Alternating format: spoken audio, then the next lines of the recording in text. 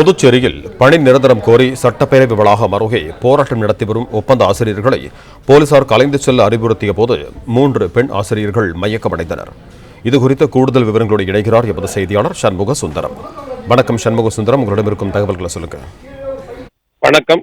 கடந்த 2020ஆம் ஆண்டு பள்ளி கல்வித்துறையில் காலியாக இருந்த ஆசிரியர் பணியிடங்களை நிதி சுமை இருப்பதாக கூறி 288 ஆசிரியர்கள் ஒப்பந்த அடிப்படையில் பணி அமர்த்தப்பட்டனர்.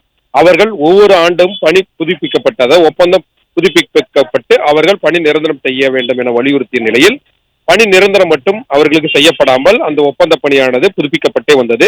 இந்நிலையில் தற்போது நடைபெற்ற சட்டமன்ற கூட்டத்தொடரில் அவர்கள் அனைவரும் பணி நிரந்தரம் செய்யப்படுவார்கள் என அரசு அறிவித்திருந்தது.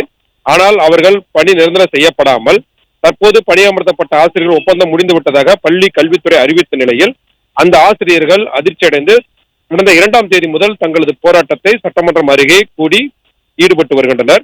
இந்நிலையில் அவர்களை கலைக்க போலீசார் இன்று பேச்சுவார்த்தை நடத்தி வந்த நிலையில் அதில் 3 பெண் ஆசிரியர்கள் மயக்கமடைந்தனர்.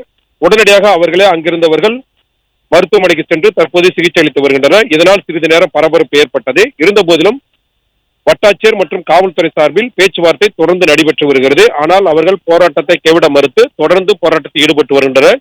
தங்களது ஒரே கோரிக்கையான பணி நிரந்தரம் செய்யப்பட வேண்டும், அரசு அதற்கு அறிவிப்பு வழங்க வேண்டும் என வலியுறுத்தி இந்த போராட்டத்தில் ஈடுபட்டு வருகின்றனர்.